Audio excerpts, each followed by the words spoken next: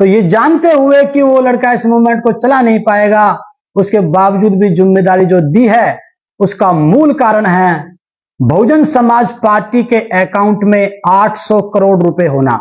Bahujan Samaj party के account में 800 करोड़ रुपए होना। सभी सम्मानित साथियों को जय भीम। साथियों, आज अपने वादे के मुताबिक हम लोग लाइव पहुंचे हैं। आज का जो विषय है, हमारे लाइव आने का जो कारण है, जो विषय है कि बहुजन राजनीति का भविष्य क्या होगा। पूरा देश जानना चाहता है। कल का दिन बहुत इंपॉर्टेंट दिन था। कल 10 दिसंबर 2023 को भारत के बहुजन राजनीति में एक बहुत बड़ा मोड़ लेकर के आया, जिसकी कयास थी बहुत लोगों को, और कुछ लोग परेशान थे कि क्या होगा, बहन जी के बाद इस मूवमेंट का क्या होगा, कौन इस मूवमेंट को देखेगा, कैसे ये साहब कांशीराम की विरासत आगे बढ़ेगी। इस बात को लेकर के इंटेलेक्चुअल साथी, मिशनरी साथी, वोटर साथी, सभी प्रकार के लोग बहुत परेशान थे। तो साथियों, कल से मेरे पास हजारों कॉल आई हैं। मुझसे लोग पूछ रहे हैं कि सर, भाई साहब, जेपी भाई, क्या होगा इस मूवमेंट का। समाज में निराशा व्याप्त हो चुकी है। जो कल डिसीजन, जो माननीय बहन जी ने अपना फरमान जारी किया है, आदेशित किया है समाज को, ये कहा है कि मेरे बाद, यानी कि माननीय बहन जी के बाद, या यूं कहें कि उनका जो सक्सेसर है, जो उनकी जो विरासत है या उत्तराधिकारी जो है, वो आकाश आनंद यानी कि बहन जी के भतीजे होंगे। इस बात को लेकर के पूरे देश में कल से हाहाकार मचा हुआ है। हालांकि बहुत से लोग कयास लगा रहे थे, जब आकाश जी को माननीय बहन जी अपने साथ लेकर के आई थी 2017 के आसपास, फिर मुझको पार्टी से निकालने के बाद आकाश को, भाई को एज ए राष्ट्रीय नेशनल कोऑर्डिनेटर की पद देकर के उनको जिम्मेदारी दी पार्टी की। तो इस प्रकार से जो है लोग कयास लगा रहे थे कि हो सकता है बहन जी के बाद बहन जी का उत्तराधिकारी जो है वो आकाश आनंद होंगे। तो साथियों, सवाल तो बहुत चल रहे हैं। बहुत से लोग अलग अलग प्रकार की पोस्ट भी डाल रहे हैं, लेकिन उन सब में से लगभग 4 सवाल मैंने निकाल करके आपके बीच में अभी रखूंगा, और मुझे लगता है कि उन 4 सवालों में ही ये पूरा मैटर सिमट जाएगा। तो मेरा साथियों से निवेदन है कि साथ के साथ आप इस वीडियो को शेयर करते रहें, जिससे कि और साथी इसको देख सकें, क्योंकि पूरे देश में इस बात को लेकर के इस समय बहस छिड़ी हुई है। तो साथियों, 4 सवालों के माध्यम से मैं अपनी बात रखूंगा आपके बीच में, जो कॉमन सवाल हैं। सवाल तो हजारों हैं लोगों के बीच में कि आखिर ऐसा क्या हुआ कि बहन जी कहती थी कि मैं अभी 20 साल कहीं जाने वाली नहीं हूं, और मैं अपना सक्सेसर, अपना उत्तराधिकारी बाद में देखूंगी। लेकिन ऐसा क्या हुआ कि माननीय बहन जी को एकदम से यह फैसला लेना पड़ा, तो इसके बारे में हम आपको बताएंगे। तो हम जो 4 सवाल मुख्य हैं, उनसे संबंधित साथियों हम आपके बीच में सारी बात को ब्रीफ करेंगे। सबसे पहला सवाल जो समाज के बीच में है, वो ये है कि आखिर बहन जी को यह फैसला क्यों लेना पड़ा। आखिर बहन जी ने यह फैसला क्यों लिया। समाज इस बात को लेकर के बात कर रहा है कि ऐसी क्या आवश्यकता पड़ी। नंबर 2, क्या आकाश आनंद जी इस मूवमेंट को गति दे पाएंगे। दूसरा सवाल जो समाज में चल रहा है कि क्या आकाश आनंद जी, अगर बहन जी ने उनको अपना उत्तराधिकारी या यूं कहें बीएसपी का उत्तराधिकारी, या यूं कहें अपनी विरासत का उत्तराधिकारी, या यूं कहें बहुजन जो मूवमेंट जो ये चला हुआ है हजारों सालों से, उसका उत्तराधिकारी अगर आकाश आनंद जी को बना दिया जाता है तो क्या वो इस मूवमेंट को गति दे पाएंगे? ये सवाल समाज के बीच में चल रहा है। दूसरे नंबर का सवाल है। तीसरे नंबर का सवाल है, अगर नहीं चला पाए तो इस कांशीराम साहब की विरासत का फिर क्या होगा? ये सबसे बड़ी मूल जो है बात है। और साथियों, इसके बाद चौथा जो सवाल जो बहुत ज्यादा डिबेट में दिख रहा है, लोग डिफेंस में बोल रहे हैं, लोग बात कर रहे हैं कि भाई परिवारवाद कहां पर नहीं है। क्या कांग्रेस में परिवारवाद नहीं है? क्या बीजेपी में परिवारवाद नहीं है? क्या समाजवादी में नहीं है? आरएलडी में नहीं है? लालू जी की जो पार्टी है उनमें नहीं है? कहां पर परिवारवाद नहीं है? तो ये चार सवाल डिफेंसिव फॉर्म में और अटैकिंग फॉर्म में दोनों प्रकार से ये सवाल चल रहे हैं। इनका जहां तक मैं समझ पाया हूं वो उत्तर मैं आपके बीच में मैं सम्मानित साथियों रखूंगा, और उसके बाद में मैं निष्कर्ष के रूप में अपनी बात कह करके इस वीडियो को सम्मानित साथियों हम समाप्त करेंगे। साथियों, विषय बहुत इंपॉर्टेंट है, आप लोगों से निवेदन है इसको आप लोग ध्यान से सुने, क्योंकि कल के दिन से बहुजन राजनीति में, बहुजन मूवमेंट में एक बहुत बड़ा मोड़ आया है। तो मैं प्रयास करूंगा, जितना मैं समझ पाया हूं अपने पूरी जिंदगी में, लगभग 20 साल की कंटिन्यू प्रयास, 24 घंटे के प्रयास से जो मैं समझ पाया हूं सम्मानित साथियों, ये बात मैं आपके बीच में रखूंगा, और उम्मीद है कि शायद समाज को ये बात अभी समझ में आए या कुछ दिन के बाद समझ में आए, ऐसा सम्मानित साथियों महसूस होगा। हम पहले सवाल पे आते हैं, जो बिल्कुल मूल सवाल। सबसे पहले जब बहन जी ने उनको अनाउंस किया कि मेरा सक्सेसर, मेरा उत्तराधिकारी आकाश आनंद होंगे, जिन जिन को मैंने मौका दिया है, जिन जिन के बारे में मैंने सोचा, उन सबने धोखा दिया है, सबने अपने आप को उत्तराधिकारी मान लिया, मैं तो बड़ी जिम्मेदारी दी थी। इस प्रकार की जो बातें होने के बाद सम्मानित साथियों, जब लोगों ने सुना कि बहन जी ने आकाश आनंद जी को उत्तराधिकारी बना दिया है, तो सम्मानित साथियों तुरंत जो लोग बाहर निकल के आए, सबसे पहला सवाल ये आया कि बहन जी ने ऐसा क्यों कर दिया, और इसी सवाल का पार्ट 2 में ये आया कि बहन जी ने ये गलत कर दिया। जो लोग बीएसपी के अंदर वहां पर मीटिंग में बैठे थे, वो लोग जो हाँ हाँ कर रहे थे, जी बहन जी कर रहे थे, उन लोगों ने भी बाहर आकर के ये कहा कि ये गलत हो गया। तो सम्मानित साथियों, इस पहले प्रश्न का मैं उत्तर देने का प्रयास करूंगा। मैं आपसे पूछना चाहता हूं, आपसे मैं जानना चाहता हूं कि जिन बातों को समाज जानता है, जिस बातों को इंटेलेक्चुअल लोग जानते हैं, पुराने लोग जानते हैं, इन बातों को क्या बहन जी नहीं जानती होंगी? बहन जी को भी पता है कि जो मेरे सामने जो लोग नेता जो बैठे हैं, ये मेरे दबाव में हैं, ये मेरी शर्म करते हैं, ये मेरी इज्जत करते हैं। ये बाहर जाने के बाद 90% लोग इस बात को डिनाई करेंगे और कहेंगे कि ये गलत हो गया। कुछ लोग फेसबुक पर पोस्ट डालेंगे और उसके बाद में घर बैठ करके कहेंगे कि नहीं ये गलत हो गया, जबकि पोस्ट डाल रहे हैं समर्थक के रूप में कि आकाश आनंद जी के उज्जवल भविष्य की हम कामना करते हैं, लेकिन घर उनसे अगर हट करके बात करें तो कहेंगे कि भाई ये गलत हो गया। तो बहन जी को भी पता है। बहुत से लोग कहते हैं कि भाई चलो बहन जी के रहते हुए ऐसा हो जाएगा, तो बहन जी के जाने के बाद ये लोग छोड़ देंगे। ये सारी बातें बहन जी को पता है। बहन जी पुरानी नेता हैं, जमीन से निकली हुई नेता हैं। बहन जी को भी पता है कि ये किस प्रकार के लोग बैठे हुए हैं सामने, जब बाहर जाकर के जो बोलेंगे वो क्या बोलेंगे, और उनके जाने के बाद समाज इस लड़के को छोड़ करके चला जाएगा।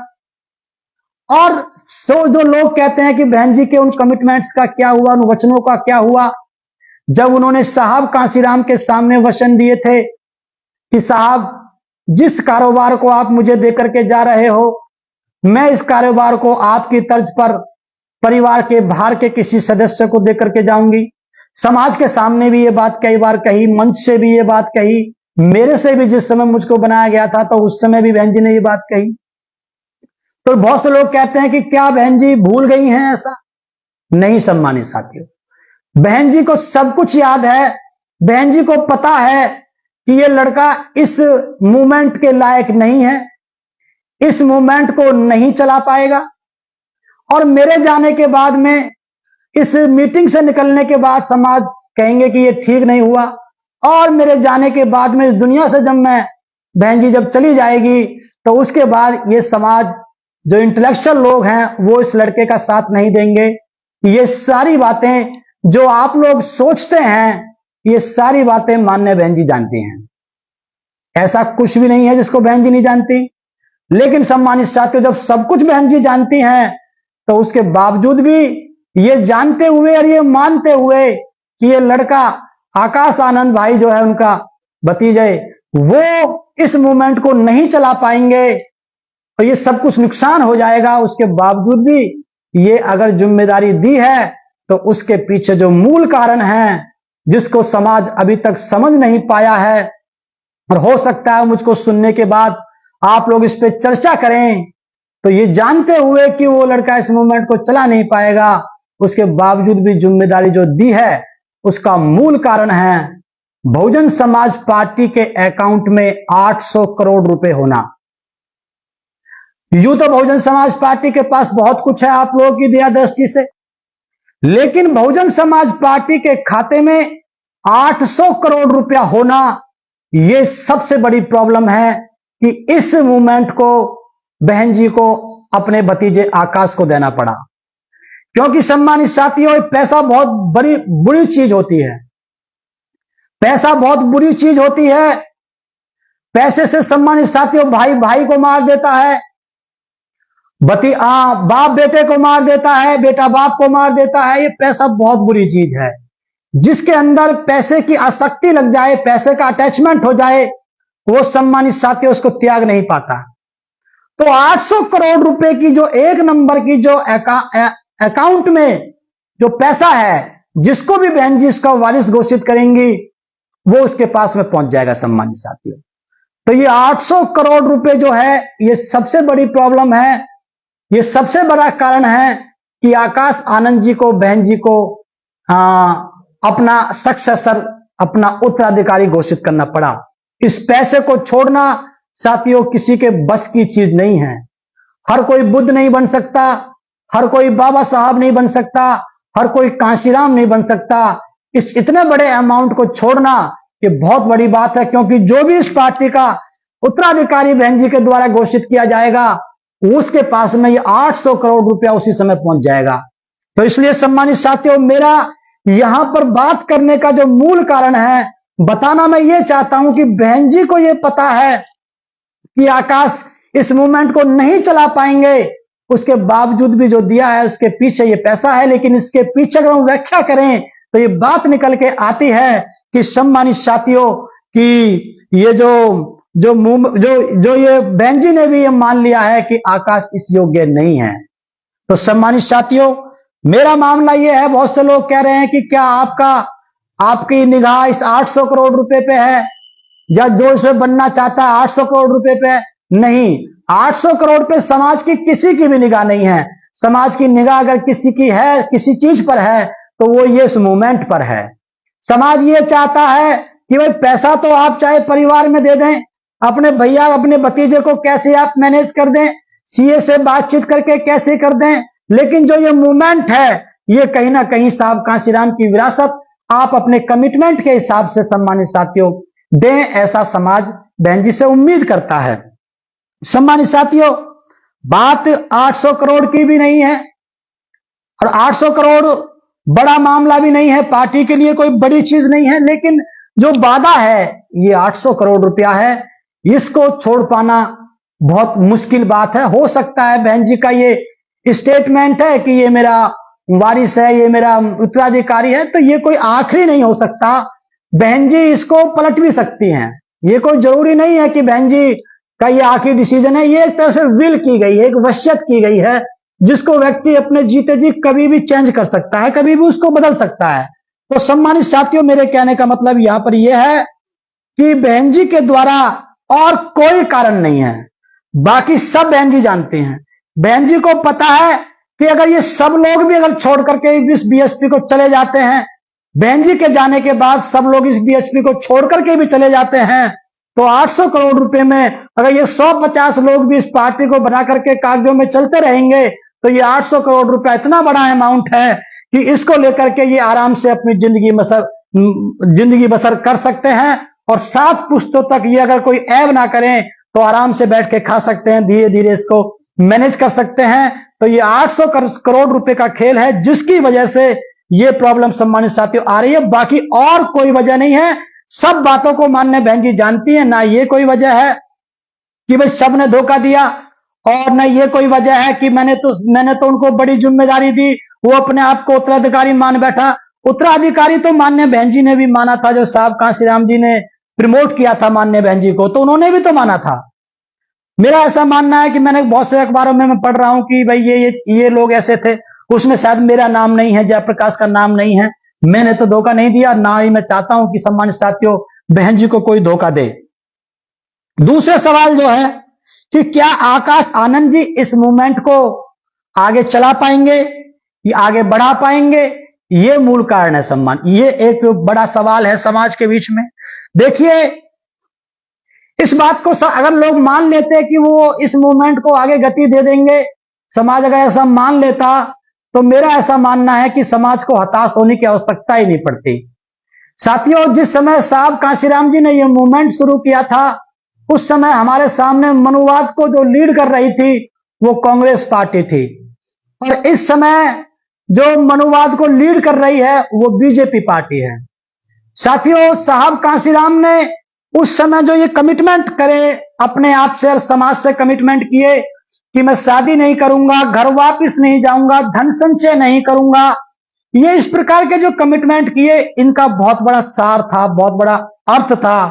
क्योंकि सम्मानित साथियों, जो पैसे के चक्कर में फंस गया, जो बीवी बच्चे के चक्कर में फंस गया, और जो घर परिवार के भैया भतीजे के चक्कर में फंस गया, वो इस मनुवाद को टक्कर नहीं दे सकता। इस मनुवाद से तो वही लड़ सकता है जिसके आगे पैर ना, क्या बोलते हैं, आगे वो ना पीछे पगा। हमारे क्षेत्र में कहावत है, जिसके कोई ना हो आगे पीछे, जिसको मरने तक का डर ना रहे, जिसको अपनी प्रॉपर्टी का डर ना रहे।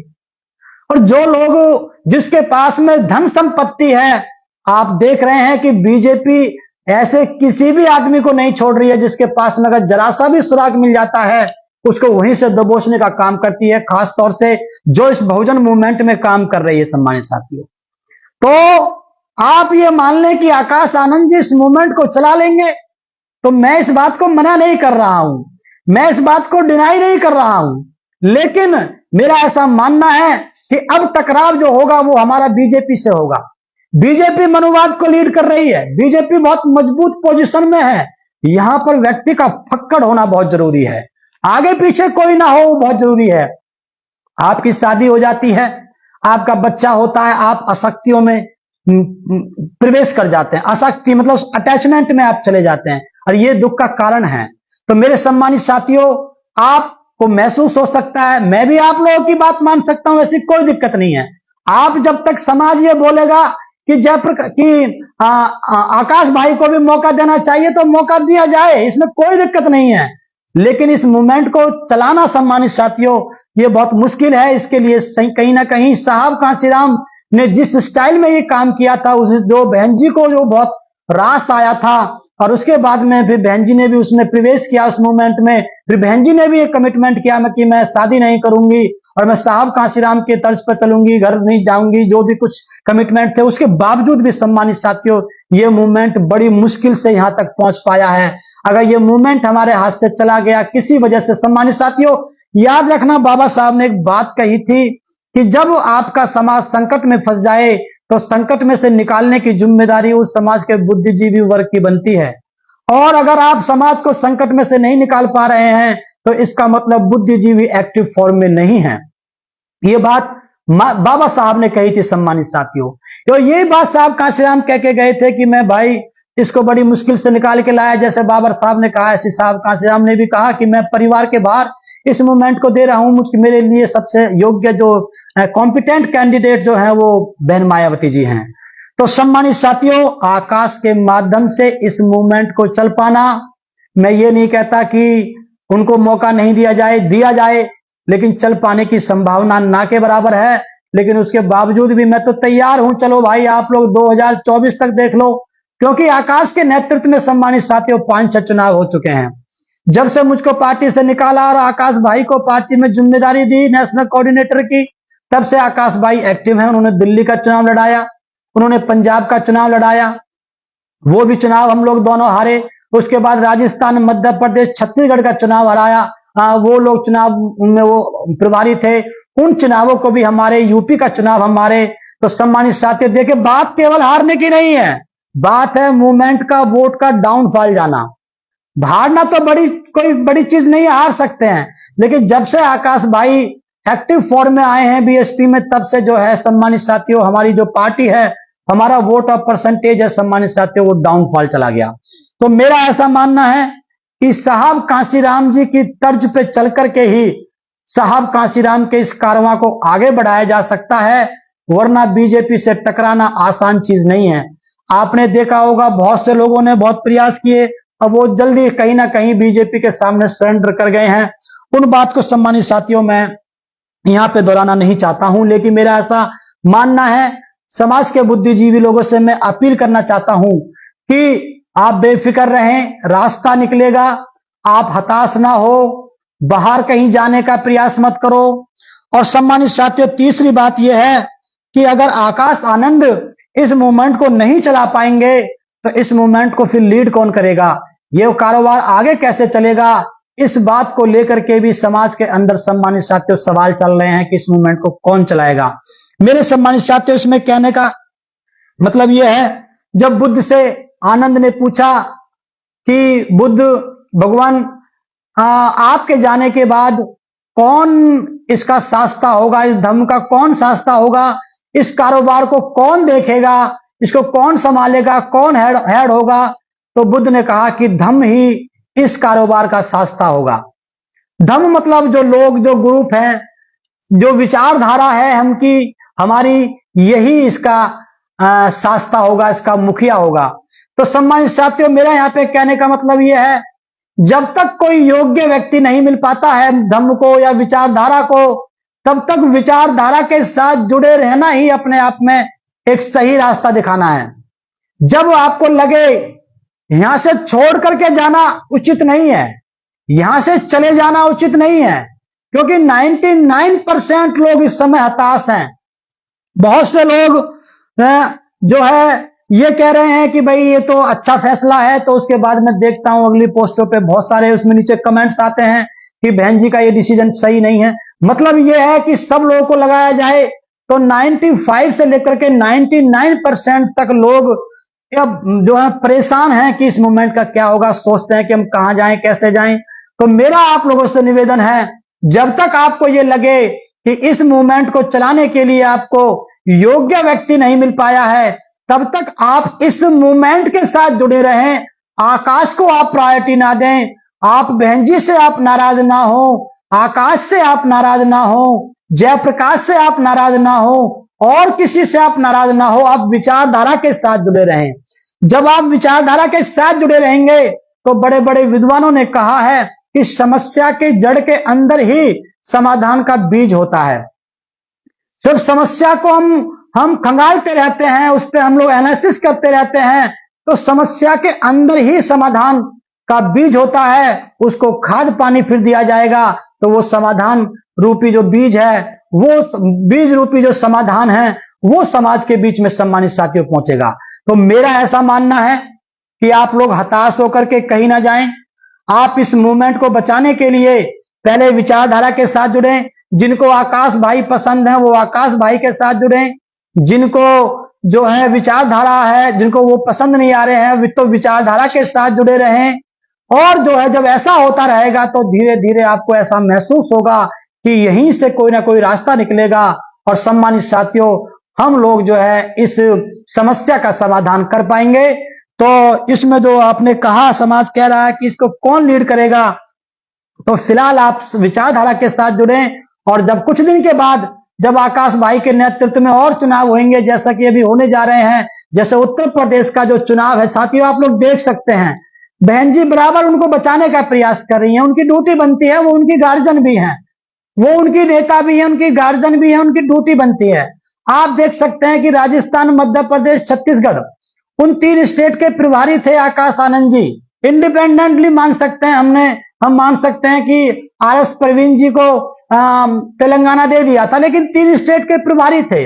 प्रभारी होने के बावजूद भी सम्मानित साथियों, उसके बावजूद भी फिर माननीय बहन जी ने उनको अपनी रैलियों में नहीं लिया। क्यों? क्योंकि हार का ठीकरा उस आकाश के ऊपर ना फूटे, क्योंकि उनको उत्तराधिकारी बनाना था। अच्छी बात है, वो उनकी नेता है, उनकी गार्जियन है। नंबर 3 सम्मानित साथी। नंबर 2, उन्होंने अभी कहा है कि उत्तर प्रदेश के बाहर रहेंगे और उत्तर प्रदेश और उत्तराखंड के बाहर रहेंगे। तो ये बात उन्होंने कही, तो क्यों? क्योंकि उनको आभास है कि अगले चुनाव हारे जा सकते हैं, क्योंकि समाज में निराशा व्याप्त हो जाएगी। तो मेरे सम्मानित साथियों, मेरा आपसे निवेदन है, कुछ भी हो, कैसा ही हो, हमको कहीं जाना नहीं है अभी, और अभी क्या कभी नहीं जाना है, क्योंकि सम्मानित साथियों ये मूवमेंट बड़ी मुश्किल से साहब कांशीराम जी ने बनाया है, और बहन जी उसकी नेता हैं। हमको उनका, हम मानते भी हैं कि उनको अगर लगता है कि भाई ये लड़का इस मूवमेंट को ठीक चला लेंगे आकाश आनंद जी, तो हम तो उनको भी मानने के लिए तैयार हैं, ऐसी कोई दिक्कत नहीं है। लेकिन समाज में जो निराशा है उसका सम्मानित साथियों ये बात मैंने आपके बीच में रखी। और जो सबसे बड़ी बात है वो चलती है, बहुत से लोग कमेंट्स भी कर रहे हैं, लोग भी बोल रहे हैं कि परिवारवाद कहां पर भी नहीं, कहां पर नहीं है।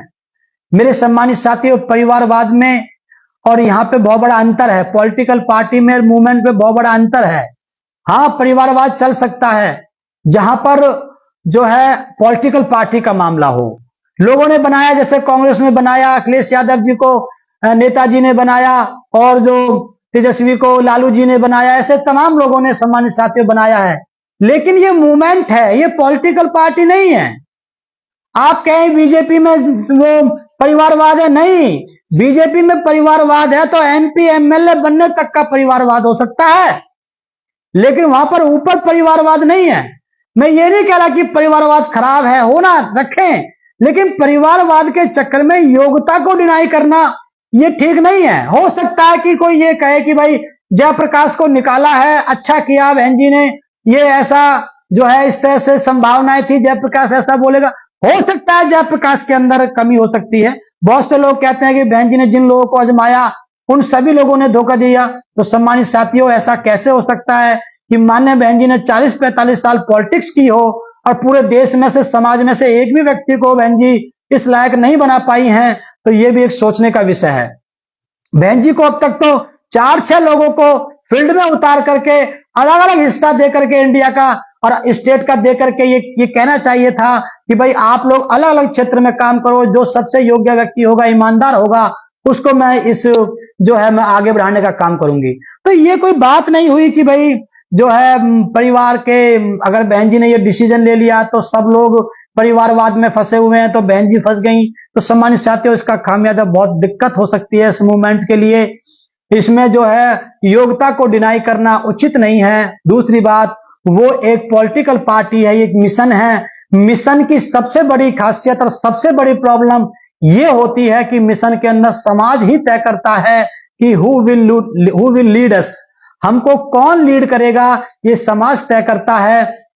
बहन जी को साहब कांशीराम जी के कहने मात्र से नेता नहीं मान लिया था समाज ने, कि साहब कांशीराम ने कह दिया कि ये मेरी विरासत को देखेंगी तो केवल इसी बात पे बहन जी को मान लिया, ऐसा नहीं है। अगर उस समय साहब कांशीराम किसी और को अनाउंस कर देते तो हो सकता है समाज बहन जी के साथ खड़ा हो जाता। क्यों?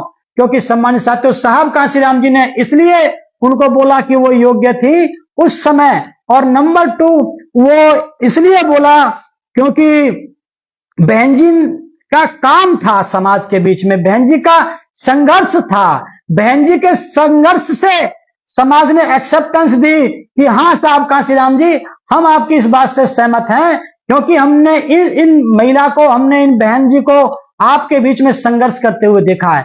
तो योग्यता के आधार पर बहन जी को ये कारोबार मिला है, विरासत मिली है।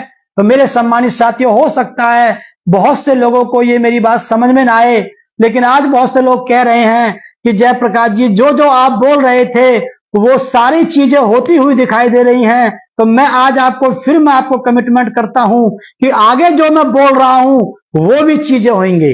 तो मेरे सम्मानित साथियों, एक मूल बात यह है कि बहन जी इस स्टेटमेंट को इस कमिटमेंट को बदल सकती हैं। इस बात के लिए भी आप लोग तैयार रहें, कोई ऐसी प्रॉब्लम नहीं है, घबराए नहीं।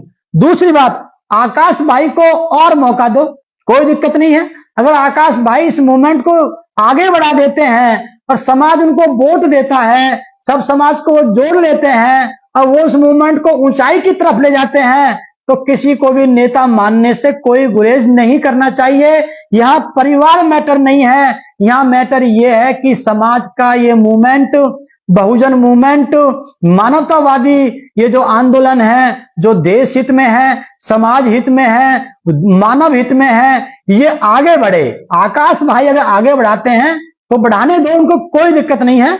आगे उनको फिर सम्मानित साथियों, आगे ये तो वक्त तय करेगा। अगर उनके नेतृत्व में बसपा फिर से खड़ी होती है, मूवमेंट आगे बढ़ता है, 10 लोकसभा की सीटें 15 हो जाती हैं, 20 हो जाती हैं, तो इसका मतलब उनको समाज स्वीकृति दे रहा है, चाहे वो किसी के एफर्ट से हो सम्मानित साथियों। तो इसलिए यहां पर दूसरी मूल बात निकल के आती है कि आप लोग घबराए नहीं, जुड़े रहें। और सम्मानित साथियों, जो मूल बात है, जो निष्कर्ष है, वो मैं आपको बता करके सम्मानित साथियों अपनी खत्म करता हूं। बहुत से लोग इस बात को सोचते हैं, कहते भी रहते हैं, मुझसे कॉल करते हैं कि काश ये जिम्मेदारी जयप्रकाश को मिल जाती तो समाज में लाखों जगह पर, हजारों जगह पर डीजे बजते, खुशियां होती कि बहन जी ने जो कमिटमेंट किया समाज के साथ वो पूरा हो गया।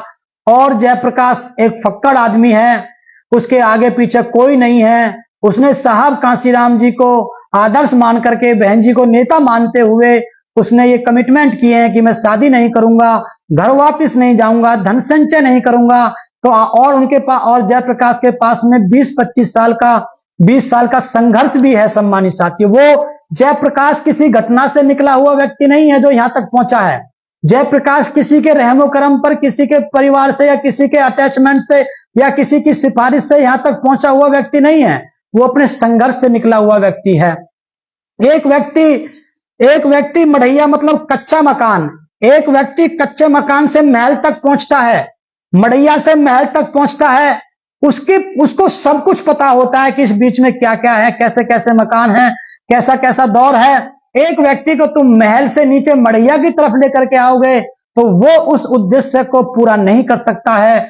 जो व्यक्ति इस उद्देश्य को पूरा कर सकता है, जो व्यक्ति नीचे से ऊपर की तरफ गया हो। ऊपर से नीचे वाला व्यक्ति नहीं कर सकता, नीचे से ऊपर जाने वाला व्यक्ति। देखिए सम्मानित साथियों, साहब कांसीराम ने कांग्रेस को क्यों गिरा दिया? क्योंकि कांग्रेस महलों की पार्टी थी। साहब कांसीराम गली से निकले हुए लोग नेता थे, कच्चे मकानों से निकले हुए नेता थे, गरीबी से निकले हुए नेता थे। तो उन्होंने महल को ढहा दिया, गिरा दिया। वो आ नहीं पाए। उन्होंने बहुत प्रयास किया राजीव गांधी जी ने तोड़ने का, खत्म करने का, गलियों में घूमने का, लेकिन वो साहब कांसीराम को खत्म नहीं कर पाए, तोड़ नहीं पाए। क्यों? क्योंकि साहब कांसीराम नीचे मढ़ैया से महल तक का सफर तय करने वाले व्यक्ति थे। और वो जो है वो महल से नीचे मढ़ैया तक आने का दिखावा कर रहे थे। अगर हम कहें तो दिखावा को दिख जाता है सम्मानित साथियों, वो वहां पर नहीं टिक सकता। जो मैं कहना चाह रहा हूं, इन दोनों में ये बेसिक अंतर होता है सम्मानित साथियों। एक व्यक्ति है कि जिसको आप कुर्सी पे बिठा करके योग्य बनाने का प्रयास कर रहे हैं। एक व्यक्ति ऐसा है जो व्यक्ति योग्य है उसको कुर्सी पे बिठा दिया जाए। मैं ये नहीं कह रहा कि आप हमें बिठा दे सम्मानित साथी, मैं ऐसा, मेरा कुछ भी नहीं है, लेकिन योग्यता का इस बात में ध्यान रखा जाए। हमारे एक प्रोफेसर थे, मेरे गाइड भी रहे, डॉक्टर आलोक मिश्रा। वो एक बात कहा करते थे कि एक कुर्सी आदमी की कीमत बढ़ा देती है और एक आदमी कुर्सी की कीमत बढ़ा देता है। इसमें बहुत अंतर होता है, जमीन आसमान का अंतर होता है, जैसे आप जानते भी होंगे। एक डॉक्टर APJ अब्दुल कलाम राष्ट्रपति की कुर्सी पे बैठे और नारायण साहब भी जो SC समाज से बिलोंग करते थे, वो इस कुर्सी पे बैठे राष्ट्रपति की पे। और जो कुछ दिन पहले कोविंद जी बैठे। तो इसको आप समझ सकते हो, या जो भी है आप इस बात को समझ सकते हो। तो मेरे सम्मानित साथियों, कहने का मतलब ये है, आप इस मूवमेंट को बचा सकते हो। सिर्फ हमें 3-4 बातों का ध्यान रखना है। बहन जी पे विश्वास करो। बहन जी ने इसलिए मूवमेंट नहीं दिया कि वो योग्य है, मूवमेंट को चला लेंगे, बल्कि 800 करोड़ रुपए का जो मैटर फंस गया उसकी वजह से देना पड़ा, और बाकी आप लोगों को मौका दे दिया कि आप इस बात को समझें अपने हिसाब से और इस कारोबार को आगे चलाएं।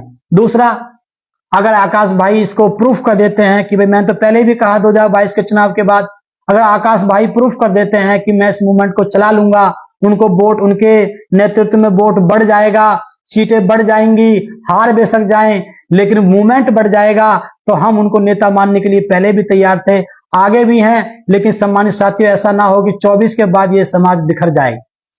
मेरा आपसे निवेदन है, तो आप इस समाज को बचा करके रखें, मूवमेंट के साथ जोड़ करके रखें। और मैं आखिर में ब्रीफ करना चाहूंगा सम्मानित साथियों, बहुत से लोग मुझको बोल रहे हैं कि भाई क्या होगा इस मूवमेंट का, कैसे होगा, अगर आकाश इसको नहीं चला पाए तो फिर क्या होगा। तो उन साथियों से मैं कहना चाहता हूं, हम लोग अब पूरे देश में जो मूवमेंट से जुड़े हुए पुराने लोग हैं, जो हमारे मिशनरी लोग हैं, जो इंटेलेक्चुअल लोग हैं देश में, हम उन सभी लोगों से बातचीत करेंगे कि भाई आप अपनी राय बताइए। अगर आकाश इस मूवमेंट को नहीं चला पाते हैं तो हमें क्या करना चाहिए। आकाश चला ले जाते हैं तो सम्मानित साथियों, मैंने पहले भी कहा था कि अगर वो चला लेते हैं तो उन्हें कोई खत्म नहीं कर सकता, कोई रोक नहीं सकता, और अगर वो नहीं चला पाते हैं तो उन्हें कोई नेता भी स्थापित नहीं कर सकता। ये मैंने पहले भी कहा, मैं फिर कहता हूं।